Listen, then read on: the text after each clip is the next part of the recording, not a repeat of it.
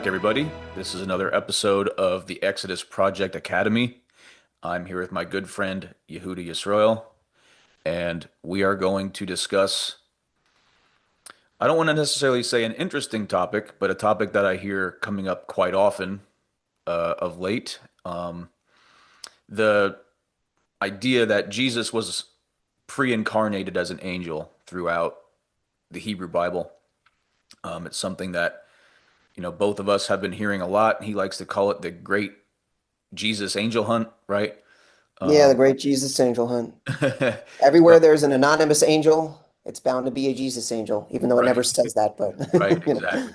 So we're going to delve into this topic. We're going to, really break down some of the most pivotal moments in Tanakh where you see this language used and break it down a little bit, kind of attempt to break this paradigm and really just show the salad bar hermeneutic that's used that Jesus is everything, right? Messiah, God, Savior, Angel, it doesn't matter. Like if it's something in the Hebrew Bible, it can be applied to him. And that's really not how, biblical study should be approached. So before we get started, everyone, hit that subscribe button, turn on the notifications, give us a big thumbs up, and check the description for any resources you may need. All my written works are there, and I have written works by scholars, rabbis, all the like. And for anyone wondering, I am actually in the middle of a couple books right now, so they'll be released sometime before the end of the year. Keep your eyes out for those. All right, so Yehuda, um, anything to say before we get started? Yeah, I mean, this is like the bigger picture of this is that every single passage that we go through here is going to have a common theme of ambiguity. Hmm. And there's not a lot of clarity given to which of these angels happens to be a pre-incarnate Jesus angel, quote unquote, or just a regular old angel. And you'll see that as we go through the passages, that there is not a consistent standard Right, for how to determine and distinguish a regular old angel from the angel, who Christians claim is, supposedly Jesus. right. So, yeah. All right, so to open up, I'm going to present the Christian claim as it often appears.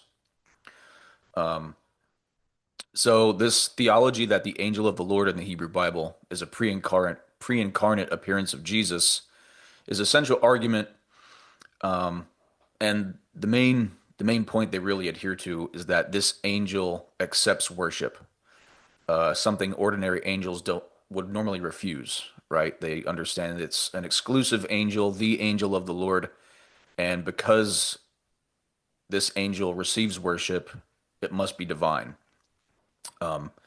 But upon a careful reading of the biblical text, we'll see that one, bowing does not equal divine worship. That's one of the major hinges of their point. And two, the angel of the Lord consistently acts as a messenger sent by God, not as God himself, and also rejects explicit modes of worship. So let's go into our first one, the idea of bowing. Okay, the word is vayishtahu in Hebrew. It does not exclusively mean divine worship. For example, our first passage would be found in Genesis 18:2, speaking of Abraham, where he bows to what the text just says is, three men appeared to him on the plains of Mamre, right? It says, and he lifted Yeah. up his eyes and looked, and behold, three men stood by him, and when he saw them, he ran to meet them and bowed himself toward the ground. Vayishtahu. So at this point, the text isn't even telling us they're angels, right? Right. Yeah, and it's certainly not saying the angel of the Lord, which is something that, once again, you'll see passages where it says Malach Hashem, it says, the angel of, the Tetragrammaton. That's typically the way that, Right. the argument when we call it the great Jesus angel hunt, that's usually how it is, colloquially understood. Like every time it says the angel of the Lord. Well, this would be a glaring exception Right. And just it's to plural. highlight that inconsistency. Well, it's also plural because think about it. They understand that it's the angel of the Lord. It's only a singular, exclusive angel, and Avraham just bowed to three, right? Yeah, it's ambiguous as to what's happening. I've heard different Christians say different things. Some of them say that all three of them have some sort of, that's more of a heretical sort of thing. I don't know. Trinitarians obviously usually approach it saying that, Mhm. well, there was one that was unique from the other two, and Well, that yeah, well, one, that's the point, though, is that there's one angel that's unique from all the rest, right? right, And if you do say, well, he was just bowing to that one and not to the other two, what makes it unambiguous then is that when those other two leave to destroy Sodom, Lot bows to them. right, In Genesis 19:1, it says, "And there came two angels to Sodom at evening, and Lot rose up to meet them, and bowed himself, vayishtahu, with his face toward the ground." So the one right. that they understand to be exclusive stayed with Avraham, right? That's how they interpret it. That the one Hmm. that is divine stayed with Avraham and has the conversation about the 10 righteous being saved, right? Right, But the other two go to destroy Sodom. They don't understand those two to be the exclusive angel of the Lord. But Lot bows to the two of them. So how do right. they get around that if it's only one exclusive angel that accepts worship? And this is the word that they understand to mean worship. Because Lot was an idolater and he's the ex I'm just kidding. I don't know. Like, sure. I mean, you could argue that just to, play the other side of it. Um, whatever.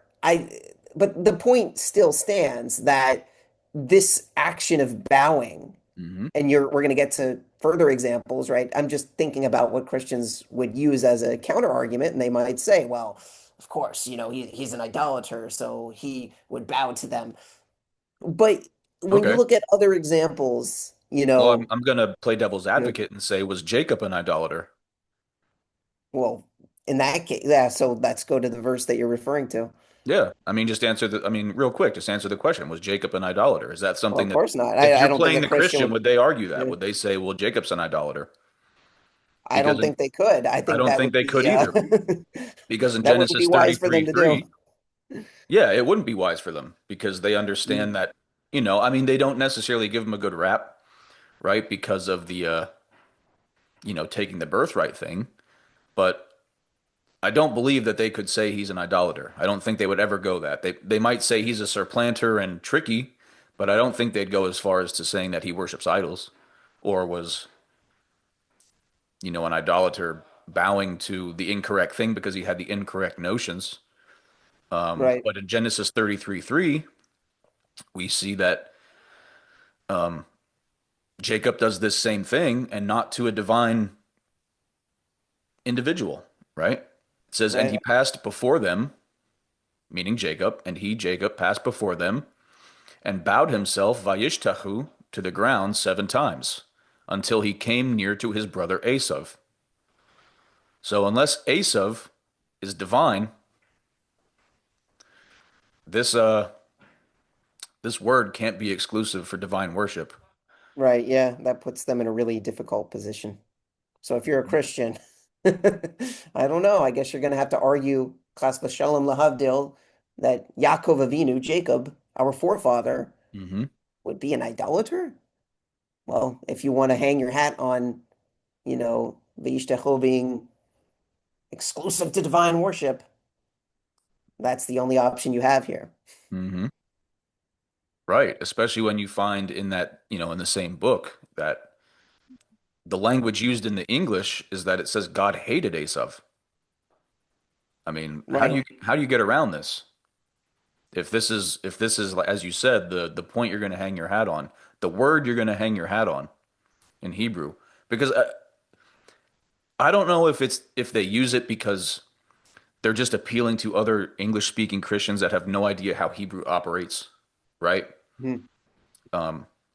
Like I'm not saying I'm, like a world-class Hebrew scholar, but I studied foreign language in college, and Hebrew really isn't that hard. So it's one of those things where the appellation to these arguments, when you actually, as we're doing here, look at the word in all of its contexts, it just totally crumbles the argument. you know? Right. And what's more, in that same chapter, verse 10, I know this is something that you're going to want to talk about. It says, Jacob said, No, please, if I have found favor in your sight, then accept my present from my hand. For I have seen your face, which is like seeing the face of God, and you have accepted me. And he's speaking to Esau there. Right. And he's saying, the Hebrew word here, saying the face of God. If we go to Exodus 33, what is the Hebrew there? It's Elohim. Hmm. And so a lot of times, so it's not the tetragrammaton. So this is Right. important in Exactly. recognizing, the context of what Jacob is really saying to Esau. Um, so he says explicitly like that he's like the face of God. Like, what does that even mean? And that's the context of this going to Genesis 32, right? So Hmm. here, it's using that same word when Jacob happened to wrestle with this is the famous, angel and Jacob wrestling. Of Yeah. course, a Christian will push back on that and say, well, no, this was actually a Jesus angel. Once again, this angel isn't being referred to as the angel of the Lord. So that whole premise is Right. already, we're seeing In fact, you don't even find out till later that it's even an angel, just as a man wrestled with him. in the actual Hebrew, it says only a man, Hmm. but in some translations, sometimes it will say, after he wrestled with him, he said he named the place Peniel, and he says, I saw, and according to some translations, it says an angel, which would be accurate. We know because this is described in Hosea chapter 12. It literally Hmm. uses the word malach, so we know we don't have to play any guessing games about what that is. That's how it's described. And once again, in Exodus, or sorry, in Hosea 12, it doesn't say anything about, it doesn't use that expression, I don't think, the angel of the Lord there either. No. It just says an angel. It says he Right. with an angel, and it also uses that word Elohim again. So this Yep. word Elohim, of course, we know, in Exodus 7:1, it's used to describe Moses. It's not a word that's exclusive to God and very much depends on the context. So that's why when we Right. see here, he saw the face of an angel and his soul was saved. Hmm. What does that mean in the context of, for example, Exodus 33, where God says, You may not see my face and live? A Christian would say, well, actually, he did see the face because this was actually a pre-incarnate Jesus angel, and that's what Jacob saw. Well, that would make God into a liar. What are we even doing here? Like, are we gonna like try to reconcile this passage rationally and say Elohim has a different meaning than God? Like this parallel between Esav, being compared to the face of God, quote unquote, really it's an angel, and then Jacob wrestling with an angel and being like, wow, I was spared. Why would he make that comparison to Esav? Right. Basically, you have to say that Jesus is analogous to, in this like literal sense that like Jesus and Esav are like the same. I don't know, most Christians aren't very comfortable with that in that sort of sense. Yeah. I don't know, maybe some are, but it just it doesn't seem to have a positive connotation to it. Hmm. And it certainly doesn't, mean what they want it to. Right. Right. For sure. And an interesting thing, like when we talk about, Moses speaking to God face to face, um, what's, I'm going to give you a little quiz here. When Moses enters the tent of meeting and the divine presence, comes down or, speaks with him, we see that something happens to Joshua when he stands at the mouth of the tent. Um, Off the top, do you know what happens to Joshua when the Shekhinah comes down and meets with Moses to give him his prophecy? Something happens to Joshua when I remember Joshua was concerned about other people right, right, but having there's prophecy. I yes, don't but there's remember if something that's the else. exact. So explicitly it says that he would faint. Oh, he specifically. Okay, He would faint if he was at the mouth of the tent. So this goes to show the separation in prophecy. So it's you have these ambiguous terms like this face-to-face prophecy, right? Like for example, I believe it's in one place you say, Moses speaks face to face, and then the very next place it's, no one can see the face of God and live, right? So Yeah, that's what's Deuteronomy 4. of It's course, interesting. Yeah, so what's the problem here? Like what's the issue? Well, it's that Moses receives his prophecy in an awake state, which is exclusive from any other prophet, because right, that dream state, that vision state, allows the prophet to kind of put their own interpretation onto what they've seen or heard, right? right. And it's evidenced in real time when you see the Shekhinah meeting with Moshe in the tent of meeting and Joshua faints, right? He goes into a dream state because though Joshua was a prophet, he was not on the same level of prophecy as Moses, Hmm. right? And it's showing you an exclusivity there, right? So that's just one very important thing to keep in mind with face to face that a lot of people just take at face value and don't understand what's actually going on. Right. So, yeah, just to highlight that, this is another point that I love to make regarding since we touched on Deuteronomy 4. If you look at Deuteronomy 4, it explicitly says, beware, watch yourself very well, lest you forget the things your eyes saw, lest the things depart from your heart all Mhm. the days of your life, and you shall make them known to your children and your children's children. Deuteronomy chapter 4, verse 9. And it literally says, when God was speaking to all the people of Israel Hmm. on the mountain, Yep. it says, the Lord spoke to you out of the midst of the fire. You heard the sound of the words, but saw no image, Hmm. just a voice. This is an explicit command from God to Israel. And then it goes on and emphasizes this again and basically goes through the creation story backwards, saying not to worship the likeness of a male or female. And then it goes through all the creations, virtually all the creation, and then ends with the moon, the sun, and the stars. Yep. So, and all the host of heaven. So you have an explicit command here from God not to worship him in any form. It doesn't make exceptions for Jesus. It doesn't say, well, if there's a man who comes and he resurrects and he says he's God, you better follow that guy. Yeah. No, it doesn't make an exception for that. The Christian will bend over backwards saying that this only refers to man-made images. Try it 100% of the time, a Trinitarian Christian, if you ask them to understand Deuteronomy 4, they will immediately cope and say, this only refers to man-made images. I didn't make Jesus. Of course, the Catholic Church has big problems. But if you're talking to somebody who tries to bypass this, what do you do with this? It's an explicit command to Israel not to worship him in any form. Not that God could or couldn't, but that he won't. And that's an important distinction here is Right. that Right. Right. how could you argue that Jesus is the Well, sole exception to this? no, sure. That's the fallacy in that entire argument that is made. Is that Right. This is the core of it. are you saying God cannot do this? It's not that at all. It's Yeah, God will not do this, right? exactly. Otherwise you're Right. making him a liar, right? And then you see in the next chapter when we talk about the face-to-face thing, Deuteronomy 5, Moses says, face to face, the Lord spoke to you at the mountain out of the midst of the fire. Oh, okay. So this means that, you know, if you isolate this verse out of context, you could make the argument that literally God's face was shown to them at Sinai.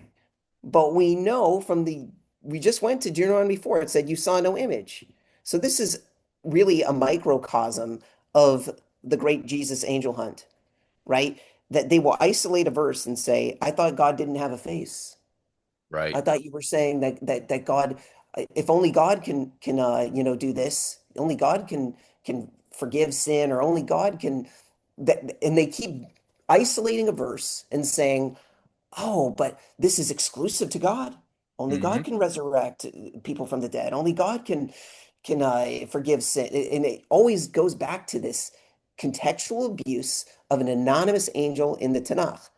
Right. And if we use that same principle, we could say face to face, because remember, that's the argument that they're using, part of it, in Genesis 32. And they say, oh, face, it must be the face of God, right? Mhm. Well, maybe face to face isn't literal.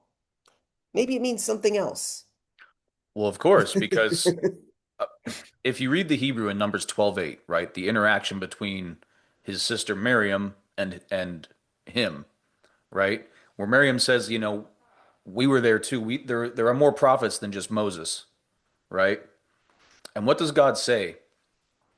In Hebrew, in Numbers 12:8, it says, Pe el pe adabar bo. Mouth to mouth, I speak to him, right? Right. So this face-to-face thing, for example, if you were sitting in this room with me right now, we would be speaking mouth to mouth, right? Currently, we Right. have, some type of intermediary between us, a computer Right. screen, right? Think of prophecy in that way, you know? I can't see your facial expressions. I can't, you know, get the entire conversationalist experience because you're not here with me right now, right? We have this, like I said, this intermediary, this mediator between us. But if you were in the room with me, we could speak mouth to mouth, in an awake state, obviously. That is what's being relayed, is that yes, there are other prophets, but Moses is exclusive, right? His prophecy isn't in riddles, it's not in dreams, it's not in visions. It is awake and coherent. So he can basically transcribe, right, exactly what God tells him and not put his own biases or spin or anything upon it, his own interpretations, right? Right. So that way it's not cryptic. It needs to be explicit because why? What is it that Moses relayed via his prophecy was the Torah, right? It's not something that needs to be necessarily, you know, I'm not saying you shouldn't study it, but it's not like Isaiah that's poetic and full of, cryptic language. Right. No, it's exclusive. You do this because God said so. And for that, you don't want interpretation. You just want the Yeah, way it God's is. explicit commands take precedence over Exactly. mine or Exactly. your eisegetical, in the Christian's case, eisegetical interpretations of who's speaking, the angel or God, what only God can do this, so it must be like it's creating these false dichotomies amongst ambiguity, and it's just very faulty hermeneutics. Right. Right. But that's the point. That's the reasoning for Moses's prophecy being so exclusive. Right. He's unique. That's what's very important, yes, Yes. because like you were saying, all the other prophets, one of the biggest challenges to this that Christians will bring up, and once again, it's ignoring the fact that other prophets, like you said in Numbers 12, they experience dreams and visions as how they relate to God. So that's why when you see Ezekiel chapter 1, the famous vision, why is it called a vision? Well, that's consistent with Numbers 12. He's not seeing a Hmm. literal tamuna, right? You will not Right. see the word tamuna, which means, and Right. that's exactly what happens in Exodus 24 when the 70 elders and Moses and Aaron and Nadav and Abihu, they're not seeing a physical image. And that's why you won't see the Hebrew word tamuna there. Right. Because only Moses, whatever that means, we only know, specifically what Moses, like we don't know exactly what he experiences, but we Hmm. know that we can't experience whatever Moses experiences. Right. And that's what Deuteronomy 4 was written for. So no, we're not going to see a physical image of God, Hmm. um, or else God would be a liar, chas v'shalom. So, But on the topic of, Joshua and later prophets and having a different prophecy from Moses, let's segue into one of the major Joshua arguments they make from chapter 5. They often cite this figure as the angel of the Lord, but first of all, the text doesn't say that.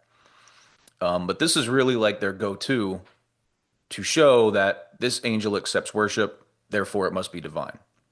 mhm. So Joshua 5:13 and 14 reads, And it came to pass when Joshua was by Jericho, that he lifted up his eyes and looked, and behold, there stood a man with his sword drawn. And he said, Nay, but as captain of the host of the Lord I am now come. And Joshua fell on his face and did worship. But the word there is vayishtahu, right? So some of the key points here is that, first of all, he's simply just called captain of the host of the Lord, not angel of the Lord, not God, none of these things. Just Right. a warrior angel to fight with Israel, right?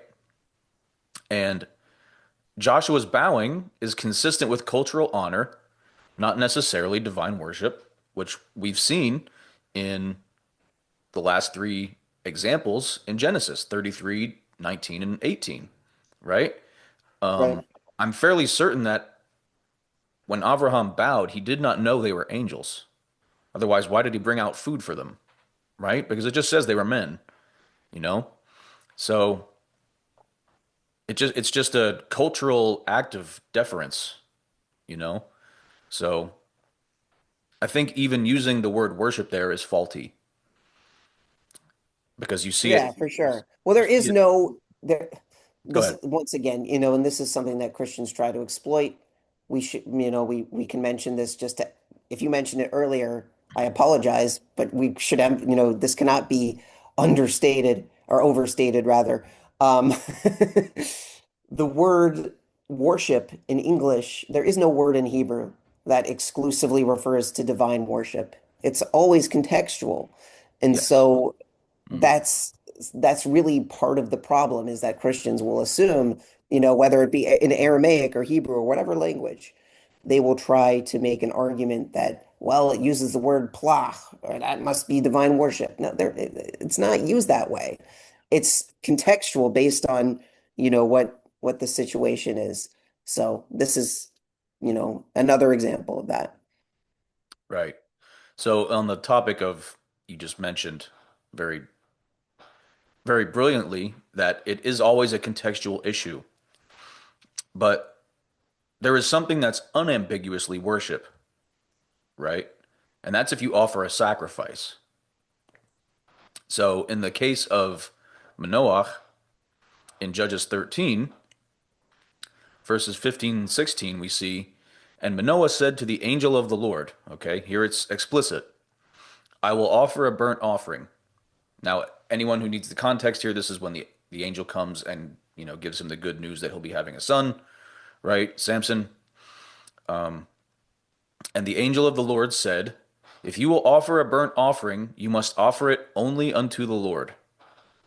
So the conclusion here by this is that something contextually which could only be worship, right? This isn't bowing. This isn't ambiguous. Like you don't, right? Like we made it clear. Bowing, vayishtahu is something ambiguous. It's not exclusively worship because you can do it to guys who clearly aren't God, right? Mhm. But when you offer a sacrifice, that is, I mean, that's unambiguously divine worship. You don't offer sacrifices to things you don't worship, right? But the conclusion here is that the angel explicitly redirects the sacrifice to God. It explicitly denies it, rejects it, right? So Mhm. if their entire argument hinges on, well, this angel is willing to receive worship exclusive from all the other angels, in this passage here, it explicitly says the angel of the Lord, the one that they say it has to be. And he Mhm. says, no, if you're going to make an offering, you make it to God, not to me. I mean, that's the nail in the coffin, in my opinion, because you now have something that cannot be anything other than worship, and the angel's rejecting it, right? And if you try to use the argument as a Christian, well, it was the time of the judges, the people weren't that smart. Well, the angel corrected him and said, no, you don't give it to me, you give it to him, right? Right. I don't understand how they could get around that one. Yeah, I mean, I'm sure Christians in the comments are going to come up with something, but it's you know, it's interesting because they call it sort of like colloquially the angel of the Lord argument, but I think this is the first time that we've come across one that's actually Yes, that's called one that's explicitly the angel of the the Lord. angel Sure. of the Lord, yeah, the captain of the Lord's host. Like, what is distinct about this angel? And that's the irony, I think, of what we mentioned at the beginning. There is no consistent standard for this. It contradicts the plain meaning of God's explicit command not to worship him in any form. And Hmm. on top of that, there's no definitive characteristic of how this angel would be referred to. Right. Jacob, because someone might say, well, it's similar to the angel. This would probably be the argument that they would make when, you know, Jacob asked the angel that or the man rather, that he wrestled with, as he knew him, similar to Manoah, they would say, well, he didn't tell him his name, so it must be the same angel. And once again, they exploit the anonymous nature of these angelic encounters Hmm. and say, well, look, this must be the same angel, therefore it must be, a God angel, chas v'shalom, and therefore the angel must be Jesus. Right. So many layers of cope and not, it's almost like a Candace Owens conspiracy theory, the way it's laid out. Like it feels like they're not using it's already asserting, I know that this angel, that is, it must be a Jesus angel. So we have to concoct the most absurd web of, connecting the dots that really have nothing to do with each other. Like how weak is that? Oh, he won't tell the name of who he is, so that means that it must be the same angel, and that angel must also be God, and that must be like how many layers of nonsense do we have to cake on to like show Right. the cracks in this? Yeah. But I mean, in the realm of unambiguity,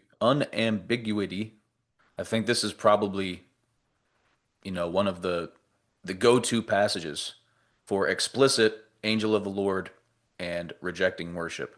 Which, like I said, that's one of their major arguments, is that this exclusive angel receives worship, which is something reserved only for God. Well, you don't get any more exclusive than a sacrifice, and this angel rejects it, right? So, to kind of backtrack a little, because you brought Jacob up again, I want to go a few chapters back in Judges. I want to talk about Gideon for a moment. Mm, So, in the Gideon narrative in Judges 6, in verse 12, you see, and the angel of the Lord appeared to him, and it said to him, the Lord is with you. So the angel distinguishes himself from God, right? It doesn't say I am with you. It says the Lord is with you. In verse 16, now speaking as, there's a Hebrew term called shaliach, right? right. Like a messenger, like the stand-in, right? Yeah. In Judges 6:16 it says, and the Lord said to him, surely I will be with you. Ehiyah, the same message that's given to Moses. There are actually some very interesting parallels between the Gideon narrative and the beginning of Moses' prophecy, his prophetic career there on Sinai, right? Hmm. First of all, it's this one. Surely I will be with you, Ehiyah, right? The same thing that God tells Moses, go tell them, Ehiyah, Asher Ehiyah, right? Yeah. And as we get further into the chapter, in 22 and 23, it says, and when Gideon perceived that he was an angel of the Lord, so clearly he thought this was just a man, right? Up until this point, he didn't know that this was an angel. So continually, we have this same pattern of these angelic appearances happen, and the person involved just thinks it's a human being, right? It says Right. when Gideon perceived that he was an angel of the Lord, Gideon said, "Alas, for because I have seen an angel of the Lord face to face." And the Lord said unto him, Peace be unto thee, fear not, for you shall not die. So that's an interesting parallel again to compare back to Exodus 33, as you've mentioned. You cannot see my face, for there no man shall see me and live. Right? But Moses speaks to God face to face. So what are we getting here? Right? The conclusion is that Gideon saw an angel, not God himself. Right? Right. Because God has to give him the reassurance. Don't worry, you didn't see my face. You're not going to die. Right? Right. Once again, something exclusive for Moses in whatever capacity that was, as you mentioned. Right. So I find that to be an interesting parallel, once again, to reestablish and reaffirm the difference between whatever Moses experienced and what any other prophet experiences, and the fact that even though Gideon may have misinterpreted things, God reassures him, listen, it was an angel, you did not see me, you're not going to die, right? So I think even though that's not necessarily like the most, concrete point, it once again just reestablishes and reaffirms this same pattern, which is how we need to approach the Bible itself, is that you can't just argue from one passage or one prophet or whatever. Like you need to use everything in tandem, let the Bible interpret the Bible, right? So Right. um, argue from all the prophets together and show everyone how they agree. You know what I mean? I Right. remember not too long ago you had a debate with some guy, and he responded to one of your arguments by saying, "I only need one passage." I mean, that's Right. that's lunacy, you know? Right. And that, yeah, and I think that's sort of like they want to have their cake and eat it too, sort of situations. You'll see this with a lot of Christians where, they'll be arguing from this one, particular passage, and then, when you confront them on something else, they'll say, well, we need the passages to that was really the highlight of the debate was that on the one hand, he was saying, I only need this passage to prove this. And then when I pointed out something that contradicted that premise, he said, you have to let the passages interact with each other. Like, and the point was that I had passages to spare to prove, in that case, that was a different topic about whether or not the Messiah needed to come before the destruction of the second temple. And I Right, have, prophecies out the wazoo saying that that's not the case, that the Messiah will come at the end of days, and there's no necessity for that. So, right, right. that in And this case, right, like his response it's was, "Well, I only explicit need one." commands. Yeah. Hmm. Right. Well, in this case, it's explicit commands. This is a slightly different, like you have an explicit command from God as to how he is supposed to be worshipped. So that this is a slightly different, like in this case, it's almost inverted because Christians do have many passages that they can point to that they can use to try to say, oh, well, this, here you have this passage here where, God is speaking and the angel is here and the words of the angel and God are the same, right? It's really the same idea as the way a prophet speaks. I think we might have done a video on this before. If you look at certain passages, Isaiah 7 is a perfect example where like it says the Lord continued speaking, but it's really Isaiah's words. Right. And if we use that same argument, right? Well, who's speaking, the angel or God? Who's speaking, Isaiah or God? In that case of Isaiah 7, you could make the argument that Yep. Lahavdil chas v'shalom, Isaiah would be God, right? And that's and the Christian would say, well, that's ridiculous. I'm like, that's exactly what you're doing every time you point to an anonymous angel and you're like, well, who's speaking, the angel or God? You're really doing the same thing. It's just because this angel doesn't have a name, right? I'll give one example. I don't think we talked about this prior, but it's interesting because there's a passage we talked about people fainting. In Daniel chapter 8, there's a part where Daniel is praying Hmm. and the angel Gabriel comes. And when he comes, Daniel faints. Now, I've never seen a Christian try to argue that this passage, basically he falls on the ground and Hmm. and and he is, like in a state where he's like similar to Joshua when these angels come, because a lot of Christians will try and use that argument against us and say, oh, look, they bow to the ground. That means it must be God. And it's like angels have a similar effect on certain people, right? So you see a lot of the times there will be that sort of, falling down on the ground situation Right. when they discover, Gideon had it, Joshua had it, and so they'll say, well, look, every time somebody falls on the ground, they'll try to use that against us and say that that actually means that the angel is God.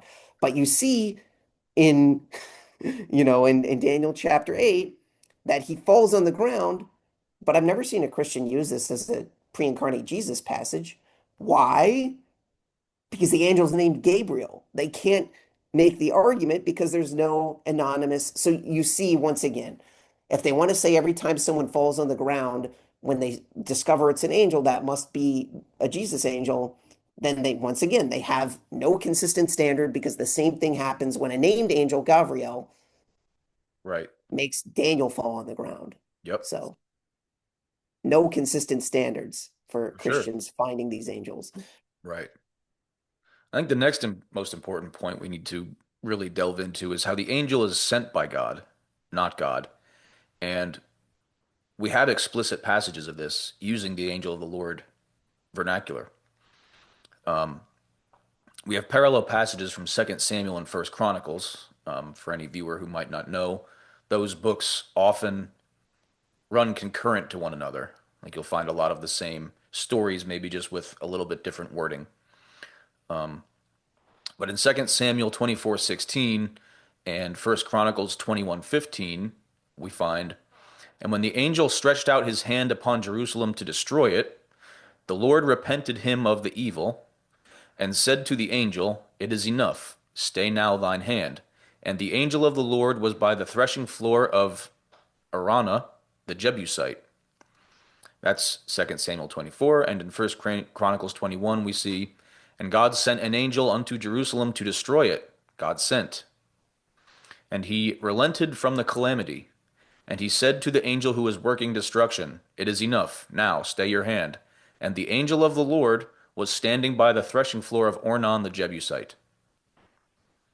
That's, once again, rather explicit. The wording that they always, run to, the angel of the Lord, this exclusive figure, is being given commands by God, right? So the conclusion Hmm. here is if God is commanding and sending the angel, they are distinct. Otherwise, God has, split personality disorder, right? So once again, it's explicit in the text. Something I would imagine, if you're honest about these approaches, this is hard to get around for that argument because you have explicit God-given commands to an entity that is explicitly sent by God, therefore not God himself. You have anything to add On on that? paper, it sounds good. You know, yeah, and if anybody has any doubt, once again, we go back to those explicit commands from God to Israel not to worship him in any form. Doesn't Hmm. make exceptions for angels of the Lord. Doesn't Right. make exceptions for Jesus. That's really where it comes down to. And they'll say, well, it doesn't not make except. It's like, and then you play this silly, argue, exactly one thing that always comes up when I do this, because sometimes I'll have the argument and I'll say to them, just to be kind of cheeky, is I'll say, well, nowhere is this angel identified as Jesus, at least in the Tanakh. And Hmm. what will they immediately say to me? Oh, exact word fallacy. Every time. And it's like a really like silly trope. Like you're the one that is claiming that this is such an explicit understanding that of course it's so obvious that every time there's an anonymous angel, it must be specifically a Jesus angel. Right? That's why Christians love this argument so much, though, is that they don't really want to argue for it being Jesus. They just want to argue for it being God. Because they Right. think if they can prove to a Jew that it refers to a God angel, then that proves the Trinity. That proves that Jesus could only be that angel, which once again is so many layers of logical fallacies and false dichotomies, right? It's really, to put it in the words of their false Messiah and false God, basically like they have a plank in their eye while they're trying to like, oh, Right. look, Right. logical fallacy, right? It's like you're the one that's making this absurd argument that has no support, and then you're the one saying that I made a logical. It's really just to make a bigger point that Mhm. the core of their theology is absent from the Tanakh. They Yeah. don't have a leg to stand on, and it's all based on this flimsy house of cards that never even gets off the ground. Right. In that same vein as that last one, we have explicit mentions of the angel of the Lord communicating with God and having limited knowledge that only God has. Um, for example, in Zechariah 1, verses 12 and 13, we read, Then the angel of the Lord answered and said, O Lord of hosts, how long will you not have mercy on Jerusalem and the cities of Judah, against which you have been angry these 70 years? And the Lord answered gracious and comforting words to the angel who talked with me. So the conclusion here is the angel speaks to God and receives answers. It's not omniscient. It's not God. In fact, it is relying upon God for information it does not have. How is that a pre-incarnate God? Or how is that an exclusive angel that is divine, that is God, right? I mean, we're seeing it in book after book after book that the angel of the Lord is explicitly not God, right? Um, Right. No one knows the day or the hour. I don't know. I'm right, trying to think the way that they would. The sun is, whatever, Once again, it's a weird, but in the pre-incarnate form, does he not know the day or the hour? Because remember, he's not like there was no, virgin right, birth at this right. point. Well, Like here's that's the thing though. Here's the thing, because when they use this angel, this divine angel argument, what is it they often say? They often break the convention of how Tanakh, how the angel speaks as God, right? How the angel speaks on the authority of God, and say, well, the angel, because in all these instances where this angel is speaking, it's using the tetragrammaton, right? yeah, So they are under the impression that this angel is the tetragrammaton in some form, right. right? So if it's explicitly this is the unambiguous proper name of God, how could this be some lesser version of it with less limited knowledge? Does that make sense? I mean, this isn't the New Testament idea where this human, like, God limited himself into a human being and that's how the right that was just Right, sent to die. This is meant to be like uh, a theophany, right? These are right. theophanic instances where some being appears to a human, and they're saying that it is God, right? For me, this is unambiguous, and you can't get around it. This angel has to speak with God to get the information to relay to Zechariah. I'm sure a Christian is going to, come up with some like, well, the persons are distinct or something, like, and whatever, they can make up whatever they want. But yeah, it's, clearly it does show a certain limitation. I don't know if that's unique to the Son, but once again, this is before this incarnation sort of Mhm. situation. So does this pre-incarnate version of Jesus have omnipotent knowledge that the human version of him that Yeah. was fully, Well, whatever, having have having been a different knowledge? Christian, though, the understanding was his knowledge and such was only limited because he was in flesh.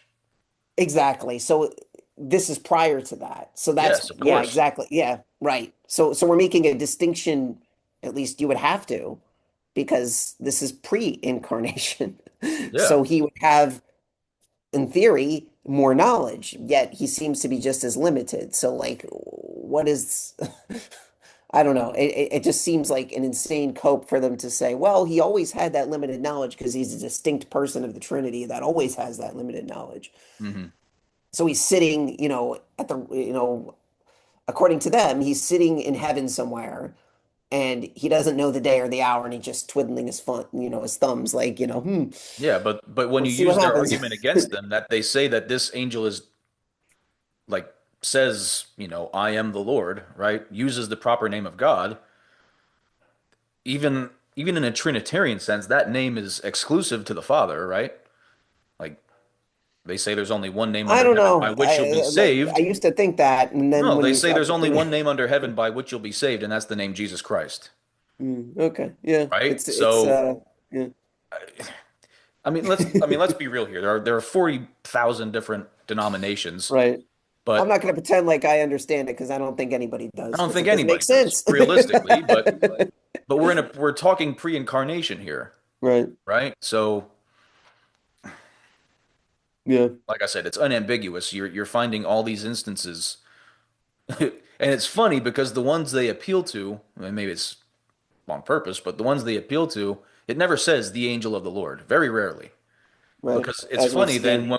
when we went digging and found the ones that do say the angel of the Lord, it's all the ones that shoot their premise down, right? So, Yeah, all right. So to segue into the next category, I'd really like to talk about here, uh, and I know you bring this up a lot too because it's quite an interesting um, episode in Zechariah 3 where you find Zechariah having this vision of Joshua the high priest, right? The inaugural, I guess that would be the inaugural high priest of the second temple, right? yeah, Um, and he's in the heavenly court, and the angel of the Lord and the Satan are going back and forth, really like a courtroom, right? Um, yeah. so if I can, I'm just gonna read this chapter real quick, and then I'd like to hear your thoughts on it. Sure. So it reads, Then he showed me Joshua the high priest standing before the angel of the Lord. There's that explicit mention again. And Satan standing at his right hand to accuse him. And the Lord said to Satan, The Lord rebuke you, O Satan. The Lord who has chosen Jerusalem rebuke you. Is not this a brand plucked from the fire? Now Joshua was standing before the angel, clothed with filthy garments. And the angel said to those who were standing before him, Remove thy filthy garments from him. And to him he said, Behold, I have taken your iniquity away from you, and I will clothe you with pure vestments. And I said, Let them put a clean turban on his head. So they put a clean turban on his head and clothed him with garments. And the angel of the Lord was standing by. And the angel of the Lord solemnly assured Joshua, Thus says the Lord of hosts, If you will walk in my ways and keep my charge, then shall you rule my house and have charge of my courts. And I will give you the right of access among those who are standing here. Hear now, O Joshua the high priest, you and your friends who sit before you, for they are men who are a sign. Behold, I will bring my servant the branch. For behold, on the stone that I have set before Joshua, on a single stone with 7 eyes, I will engrave its inscription, declares the Lord of hosts. And I will remove the iniquity of this land in a single day. In that day, declares the Lord of hosts, every one of you will invite his neighbor to come under his vine and under his fig tree. Now, I know there's a very interesting trope here in Zechariah 3 that you like to tease out often, so I'm going to give you the stage here for a minute. Yeah, during this whole exchange with this angel of the Lord and Joshua, the high priest, you notice that he says basically the angel forgives the sins of Joshua, which is interesting because there is this idea that, you must have the shedding of blood in order for sin to be forgiven, according to Hebrews 9:22.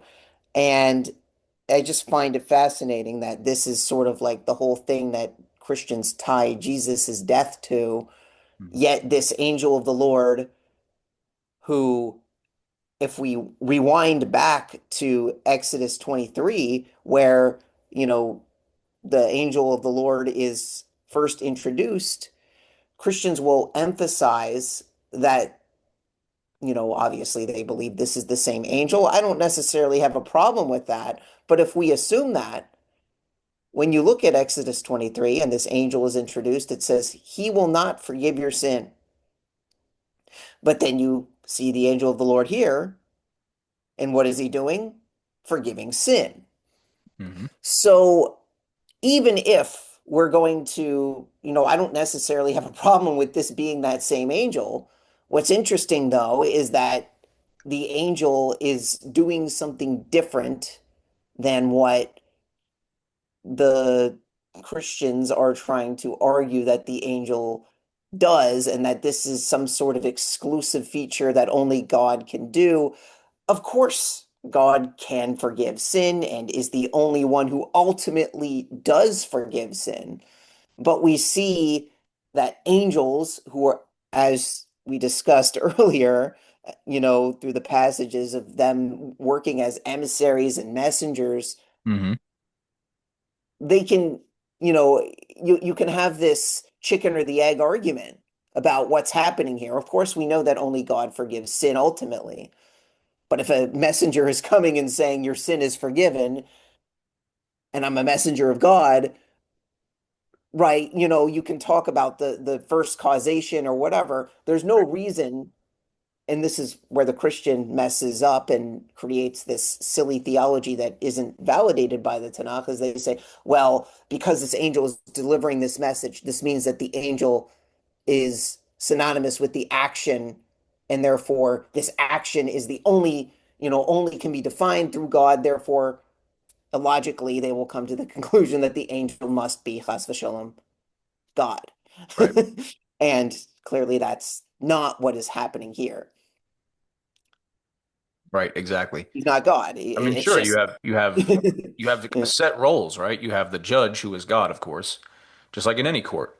And you have the accuser, Satan, right? I mean, that's quite literally what the word means. He's there to accuse or oppose, right?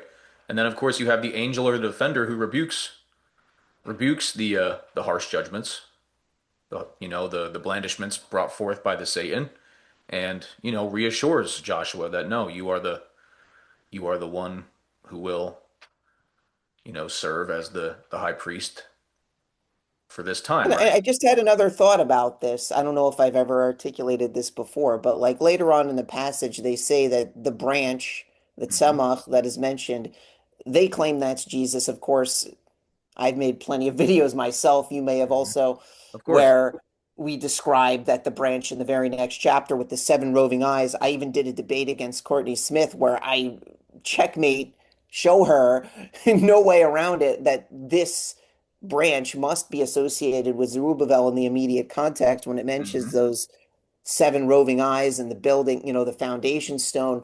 That's associated with Zerubbabel in the very next chapter. He built the temple. Yep. It's very obvious.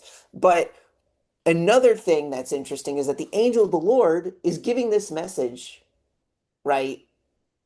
I mean, Zachariah is giving the message, but like you see the angel of the Lord speaking to Joshua, Hmm. and this in their mind is Jesus. So then you're saying like Jesus would be in their minds saying, behold, the branch is coming. Why wouldn't this angel of the Lord just say, hey, I'm the branch? Right. Like that's something that I never really put together before, but like they're all dancing around this idea. Oh, here's this is Jesus and this is Jesus, the branch is Jesus and the angel's Jesus Hmm.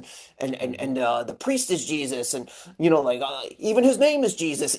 Like they're Right. trying to look for Right. this is that eisegesis here. They'll even look at Joshua's name and say, "Oh, it's foreshadowing of Jesus." It's like, but I thought you said the angel of the Lord was Jesus. You're saying the branch is also Jesus, so it's this weird like oh dramatic irony that they're trying to set up, and none of it fits Right. at all. Like it's Right. it's And if the angel of the Lord was actually going to be fulfilling both offices, right? Because they understand Jesus is the new high priest and the king, right? If he was going to fulfill these both offices, what's even the sense of having this trial, right? Why not right. just Well, why what's the not point of Zerubbabel? It's like they what's the point of completely wipe. Zerubbabel? What's the point of him or Joshua? The angel of the Lord could Right. just say, "Listen, your office is going to be, useless anyway." You know? Right, So right. So they so subsume everything into that angel, yes, and they claim exactly. that the angel is a king and a priest based on nothing. Like there's nothing that says the angel of the Lord is the king, the high priest and the king that you seek, right? There's nowhere in the Tanakh where it says that. But, this poltergeist theology of, oh, he's in the background, look at that angel, he's really Mhm. Jesus. It's like, what are you doing? Like, you got to come up with a real standard of evidence. And here we have the angel of the Lord. Here's one of the rare, like I say that tongue in cheek, because there's plenty of appearances, but this is one that they really, ooh, it's so Jesus-y. Look at all this, Yehoshua, and then they like it's just like a hodgepodge of anything. It really feels like they're just throwing paint on a canvas and hoping that it like creates a picture of Jesus by like it's like the monkeys, you know jamming away on typewriters, Right. trying to make the Shakespeare. That's what it feels like. They're trying to make Shakespeare by randomly typing away on a typewriter. And they don't have any sort of cohesive theology surrounding what's happening in Zechariah here. Right. So they're I just mean, yeah, the me. the appeal to like names and, stuff like that, I find it very interesting because if you get into any like historical documentaries of the period, you'll find that the name like Yeshua or Yehoshua was like the fourth most common name in the region at the time, Right. which means, almost probably like a tenth of all the people in Israel, all the men in Israel probably had that name, right? So, what are you appealing to? Just because someone has a name doesn't mean anything, right? Like, just because my first name is Stephen, does that mean that Stephen in Acts is a allusion to me? Like, you He's get what? also Levitical. We might have talked about this in another video, but like if you wanted to be a foreshadowing of anything through Yehoshua ben Yehozadak, it would be of the Hasmonean dynasty. If you insist on a priest and a king, then Right. it could be, Good point. Good point. The Maccabees when they took over the priest because you don't put a crown on a priest like Dr. Brown like sillily, he makes this silly argument that that means that it's a foreshadowing of Jesus somehow, and it's like, but he's Levitical, and if you really wanted to fit this one to one, then it would just be the Hasmonean dynasty. Sure. Like that's And it. interestingly, people interpret the Lucan genealogy as being through Mary. That's kind of like a newer development, Yeah, kind of explain things away. yeah, But if you read through the genealogy closely, a lot of the names correspond to Hasmonean kings and Hasmonean yeah. royalty. So I actually think Luke tried to make that connection. Um, I think Luke actually Wrong tried to line, trace. right? Yes, I think Luke tried to trace him through the royal line at the time, and really was just unaware of. Like, of course, he makes the David connection, but you see that Elizabeth and Mary are kin, right? They're Yeah. related, and it says that she's from Aaron, Elizabeth. So you would, understand that perhaps Mary's from Aaron also. So I think Luke tried to actually bring his genealogy through both royal lines. I think he tried to connect it back to David and then in the immediate context add legitimacy by making it Hasmonean because Herod did the same thing, married a Hasmonean, so he would be royal, right? So, Too bad it doesn't go through the father through, right. I mean, but that just If that just kind of goes to show um, the lack of understanding at the time of just how they were just Judaism worked, throwing anything at the right? wall. That's really what it came down to, is they're like, well, let's trace the mother's line. Let's say as was supposed. Oh, let's trace the father's line. We're not really sure. Oh, virgin birth. So, adoption, maybe, It's, yeah, they don't have any sort of consistent. They don't that's the issue. They don't respect the Tanakh in Hmm. terms of what the clear criteria of what the Mashiach is supposed to do, the Messiah. And it's just anything they can do to just tie it to some divine angelic figure and say, well, it's the cheat code. It's literally like they're trying to create a cheat code to say this is the Messiah because resurrection, angels, only God can do this. That's really what this is. Yeah. That's another form of replacement theology, except instead of the entirety of the Jewish people being replaced, it's the Messiah being replaced Hmm. with criteria that are non-existent in the Tanakh. And the Jewish And scriptures being replaced. I was listening to right, a podcast recently, and I heard a Christian say um, that the Old Testament's value is only in history and you know foreshadowing. And I was like, that has to be the most ridiculous thing I've ever heard, right? Like right, it's to me that was extremely disheartening that people actually approach it that way, you know? right. It's just a shell of what it's supposed to be. Yeah. Right. It's like an empty husk to them. Hmm. All right. So another point on this topic here, we find in Isaiah 6 how we were talking about in Exodus 23. It says, "My name is in the angel; he will not forgive your sin." You see the angel of the Lord in Zechariah 3 saying, "I will remove your iniquity," right?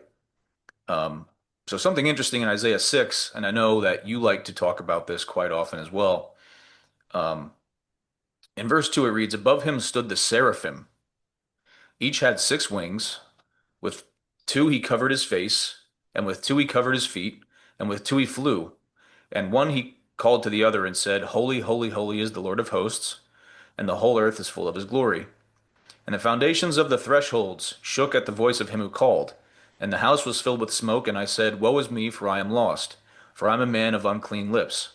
And I dwell in the midst of a people of unclean lips, for my eyes have seen the King, the Lord of hosts.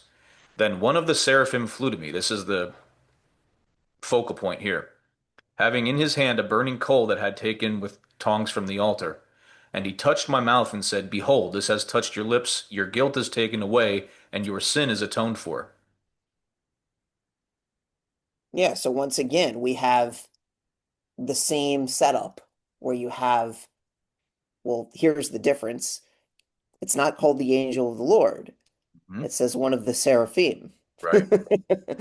So once again, the exact language is not there, and it's not given, it's basically described as any old angel.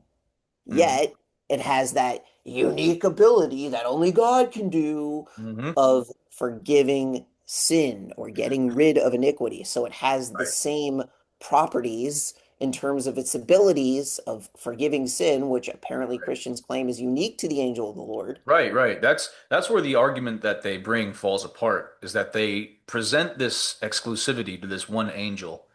When we're finding all over the place, even different categories of angels can do the same thing, right? Right.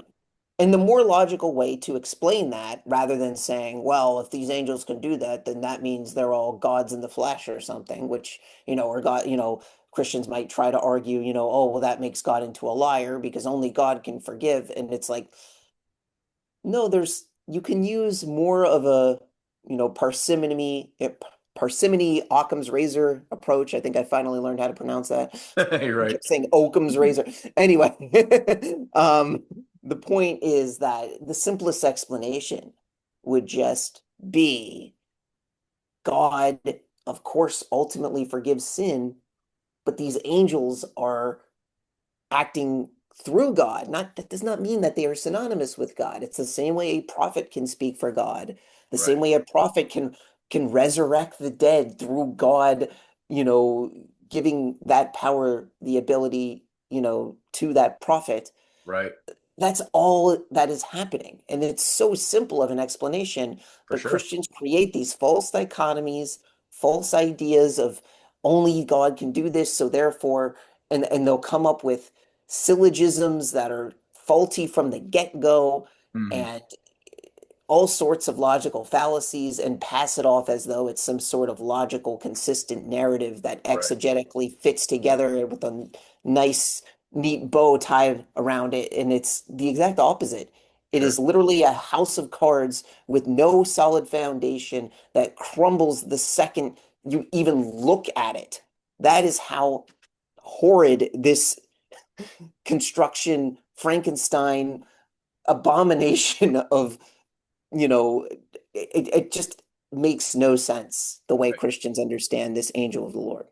And another interesting point that this small passage here actually kind of crumbles the Christian claim, not just the angel of the Lord, but in Isaiah's same book, Isaiah 53, right? Um, the Christians contend that it has to be someone righteous atoning for someone sinful, someone else, right? Via their suffering. Well, here, Isaiah does something wrong. He is now sinful. He suffers by having a hot coal, which the angel isn't even willing to touch. He takes it out with tongs, right? And touches it to Isaiah's mouth, which would, cause suffering. It's going to hurt, right? And Right. behold, because this touched your lips, your guilt is taken away and your sin is atoned for, right? So, Right. kind of like washing your mouth out with soap, right? You said something wrong. I'm now going to make you suffer. I'm going to touch your lips with the hot coal. And via that suffering, you learn your lesson and it atones for your own sin. He was, before it touched his lips, sinful, and after it touched his lips, sinless, right? Um, Right. so it's a small afterpoint, but it holds a lot of weight because the core of their argument is that it takes a sinless thing already to suffer for the sinful. But Isaiah proves that wrong in this very chapter where he receives his calling as a prophet, right? I think Right. that's something people skim over a lot. I don't know if you've ever, made that connection, but to me, it's quite interesting because even some Christians understand that there are passages in Isaiah talking about, like Isaiah 42 or 49, for example, that there are some Christian commentaries that concede that that's Isaiah, you know? So Right. it's like I said, it's just an after point, but it holds a lot of weight because you do see directly in the same book where Isaiah 53 occurs that it doesn't take someone righteous to suffer for the sinful, right? It's simply you do the wrongdoing, you suffer for it yourself, and you know, you you can then be atoned for. Right. Yeah. He fits with it. But, mm, All right. So the angel as an adversary. This is an interesting take because unless you know Hebrew, I'm sure most Christians don't even know this passage. So when you have Balaam or Bilam going to curse the Jewish people in Numbers 22, everyone knows this story but doesn't really know what the Hebrew says. And I hate when people like just turn to that argument, but here it's legitimate, okay? And it says, "And the angel of the Lord stood in the way for an adversary against him." All right, so in a lot of Christian translations where the word Satan is used or Has-Satan, right? They render it as a proper name. But here that same word is used, and it's describing the angel of the Lord, right? The Hebrew uses the concept of Satan as an adversary, which shows that this angel of the Lord can function in a role even outside of other, like the general of the Lord's host or all these things that they attribute to him. Here, the angel of the Lord is literally called the Satan, and I mean it's not necessarily the most powerful, but it just shows that this angel operates in different offices and is sent for different functions and is not God himself, right?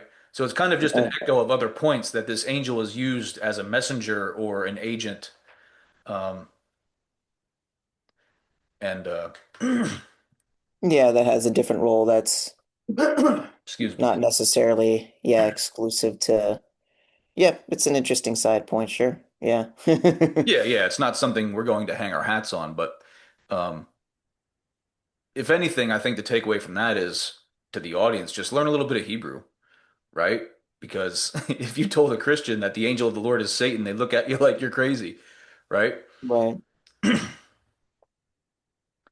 All right, but now here I think this is where it starts to get very interesting and very impactful because now Jesus is born into the world and the angel of the Lord is still functioning. Okay, so we're going to touch on some New Testament stuff, and this actually kind of piggybacks off the Zechariah 3 points, how they kind of wrap everything up into one, but aren't willing to concede. Well, then why didn't the angel just say, "I'm the branch," right? Well, if they were to make that connection, their own New Testament here is going to prove them wrong. Okay? So before Jesus' birth, we find in Matthew 1:20 and 21, the angel of the Lord, or in Hebrew, the angelos Kyriou, appeared unto him in a dream, saying, That which is conceived in her is of the Holy Ghost, and she shall bring forth a son. So what's the implication here? Jesus is already conceived, yet the angel of the Lord is speaking about him. Right. Uh, Yeah. how is that reconciled? I guess there's four persons. Yeah. I mean, yeah, it's a different angel of the Lord. Yeah, it's like, and I think that's before the recording, we were trying to figure out, you know, Angelos Kyriou, if that was the same word that is used for the Yes, angel of the Lord it is. If you go in to the, Septuagint, Yes, if since you go that's to the the gold standard. LXX, if you go to like Zechariah 1:12 that we mentioned earlier, in the LXX, when it says the angel of the Lord, it's the exact same Greek words in the LXX, angelos kuriou. So you can't even get around it by appealing to what we just did with like the Hebrew thing regarding the Satan, right? Um, they can't even appeal to, oh, well, the Greek's different. No, it's not, right? So, It's checkmate. It's like, yeah, exactly. how do you distinguish? So they would have to come up with some sort of cope beyond a linguistic cope and argue some sort of contextual. Well, what do you think it is? Like, of course it's not, because we know that Jesus is, according to their understanding, God in the flesh. And you're saying, Jesus is already conceived, inside of Mary, Mhm. and the angel of the Lord is looking at him, but I thought that that would be the fleshy, but because their whole thing is that the Right. It's that it's just the fleshy, pre-incarnate. It's the pre-incarnate right? Jesus is the angel of the Lord. Well, now you have the incarnation. You have And this isn't the pre-incarnate only, and incarnation existing in the same, like there's like a time paradox here. It's like right.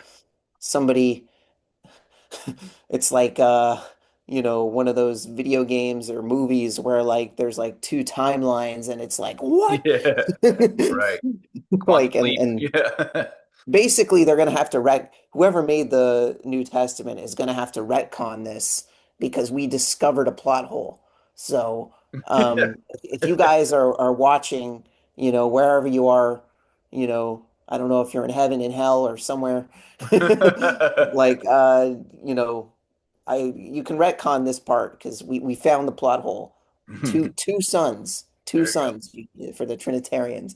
Or the Okay. people who made the argument could just redact their statements. Probably be a lot easier. Mm. All right, and now we're going to move to Matthew 2. Now it's so you know what? If they want to say, "Oh, well, he's in her belly, so it's not technically the incarnation yet." Well, all right. Try this on for size. Now we're going to segue into after Jesus' birth. All right. Matthew 2:13. The angel of the Lord, angelos kuriou, appeareth to Joseph in a dream, saying, Arise and take the young child and flee into Egypt. Now he's already born. Okay. Matthew 2:19 and 20. The angel of the Lord, angelos kuriou, appeared to Joseph in a dream in Egypt, saying, Arise and go into the land of Israel. Conclusion. The angel and Jesus are clearly separate individuals. So Yep, you unless gotta. Jesus Mm. is like projecting into Joseph's mind this angelic prophetic vision, right? These aren't, you know what I mean? These aren't the same, these cannot be the same figure. Yeah, this is like, yeah, like you were saying, if you had a problem with the, whoa, it's a conception, it's not really him. So now you have kid Jesus or baby Jesus, like fully out of the womb, like post birth. And now you have this angel who's supposed to also be Jesus, because remember, that's their whole argument that every time the word angel of the Lord appears, right? They're the ones that constructed this. You're not getting this from the Tanakh, you're not getting this from the New Testament. You're getting it from Christian nonsensical BS. Exactly. Yep. Yeah, so to me, as you said, this is a checkmate. I mean, this is Jesus is born, he's incarnated already. Uh you can't say that he's not holy already because it says that this child is conceived of the Holy Spirit, right? So it's the same Jesus as the adult Jesus, right? You find in the New Testament Jesus doing like having Torah knowledge on par with the greatest rabbis of the time, right? That's like a point they try to make in the New Testament. So this is the incarnation has already occurred, yet the angel of the Lord is still showing up. So yeah, like you said, by their own admission, this is an argument that they made that every time you see the angel of the Lord, it's Jesus, right? Well, Jesus, I mean, like you said, there has to be a fourth in the Trinity in because there's no way around this one, quite Yeah. frankly. All right. So, just to recap, the final conclusions. The claim that the angel of the Lord is Jesus depends on two ideas, that bowing equals worship, and that the angel of the Lord behaves as God. Okay? But the full biblical evidence shows bowing is a common act of respect. Go back to Genesis 18, 19, and 33. The angel refuses sacrifice, which is an unambiguous form of worship. Judges 13. The angel is sent by God. First Chronicles 21. The angel speaks to God. Zechariah 1. And has limited knowledge that he receives from God. The angel operates within a divine court. Zechariah 3. And the angel is distinct from Jesus in his incarnated form. Matthew 1 and 2, as we just mentioned. So the consistent picture is not of God himself, but of a divine messenger acting with authority, fully representing God, yet clearly distinct from him. Shkoyach. Chazak u'Baruch. Toda. Is there anything else you want to add? I didn't, it's interesting because like in the New Testament, I mentioned this, I alluded to this earlier. I don't think there's any explicit mention of Jesus even claiming to be the angel of the Lord. I don't No, think he never. ever explicitly makes the claim. Of course Before not. Abraham was I am is an insane cope that I hear, or, oh, Abraham didn't try to kill me. He's still not saying that he was the angel of the Lord. You're still making an inference that isn't there. Like Right. it doesn't have to mean I was literally standing in front of Abraham when he was like, what is that like? They're still making assumptions. And then I think there's some Jude 1:5 where they say that there's a translation of it that says the angel of the Lord or something, and they claim that that also is Jesus according to a different translation. It's such a flimsy house of cards, even within the context of the New Testament. So that's why when we say that this is an idea that isn't found in the Tanakh or the New Testament, it's not clearly understood. Like if this was such an like you would, you know, it's one thing to not find it in the Tanakh, but when it's ambiguous in the New Testament, that's that should be the smoking gun that like this is completely backwards theology that even Jesus never intended on any of this. Now let me ask you this, because you brought up Jude 1, and I could probably count on one hand the amount of Christians that would know this. You're probably citing where the Archangel Michael and the Satan are arguing over Moses' body, right? I thought it was they were I thought it was just a verse where they said like the Lord took you out of Egypt and they say Jesus or something. That's what I thought it was. We can look into it later. I don't know specifically, but they said that there was a translation that said that that was referring to that. My bigger point here is that there is no clear theology that this comes, that Jesus is the angel of the Lord. They're still making silly inferences that aren't explicit in the text. Oh, okay. They're saying that there's in Jude 1:5, it says I just as think that's the what it is. yeah, it says just as the Lord or Jesus, depending on the manuscript, saved the Israelites. Right, that's what I'm referring to. Yes. And so they say that this is an explicit mention. Number one, it depends on the manuscript, right? I don't know. I hate getting into those types of arguments, as you I'm know. sure. Mhm. But the point being that regardless, like Jesus never claimed explicitly that he was the angel of the Lord. And even within the New Testament manuscripts, there's discrepancy as to, so still it's a house of cards, even from a New Testament perspective, whether or not Jesus is the angel of the Lord. Mhm. That's really the bigger point I'm getting at here. The Tanakh for sure, there's no connection to Jesus being the angel of the Lord whatsoever. But even if the New Testament is trying to retcon that and say, well, actually, it was always, Jesus, they No, don't but have, you I want to like this. That was the point I wanted to make when you brought up Jude 5. Because yes, know, like in most manuscripts, it actually reads Jesus. It's hmm only in ones that, they kind of put away where it says the Lord. But that's not even the point I want to talk about. It's the other verses in that stanza. um, verse 6, verse 7 and onward. Do you know like what Jude is quoting there? I have no idea.